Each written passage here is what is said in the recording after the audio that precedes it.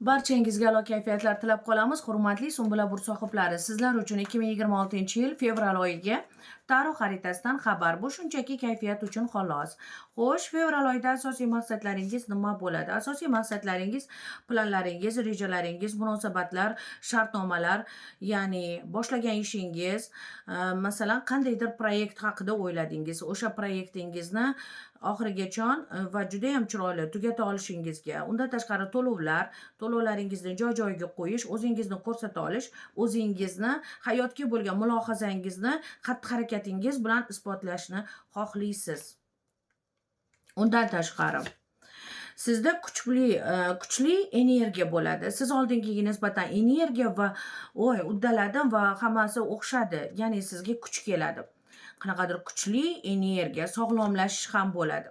Sizda qo'rquvlar bo'lgan, munosabatlarda qo'rquvlar, misol siz kimnidir yo'qotib qo'yishdan qo'rquvlar, yoki kim bilandir munosabatda yoki kim bilandir urushgansiz, u bilan ko'rishganingizda uchrashuvda noto'g'ri gapirib qo'ymaymanmi degan qo'rquvlar ham bo'lishi mumkin, lekin bu hammasi joyida bo'ladi. Bu sevgi bilan yakunlanadi.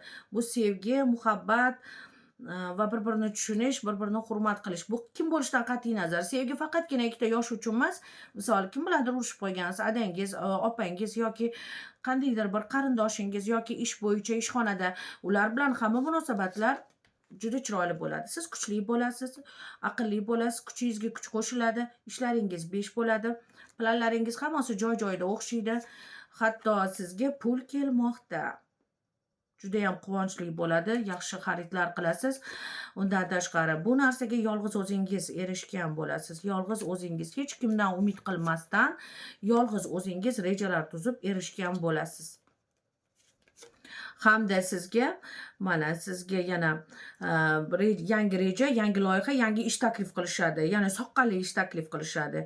Buni ham bajarishni uddasidan chiqasiz. Agar istasangiz, dangasalik qilmasangiz, siz hammasini uddasidan chiqasiz, chunki yaxshilab o'ylab, mulohaza qilib, yetti o'lchab bir kesasiz. Ya'ni o'zingizni xohishingizga bog'liq, yo'llaringiz ochiq va yoqimli xushxabarlar sizni kutmoqda.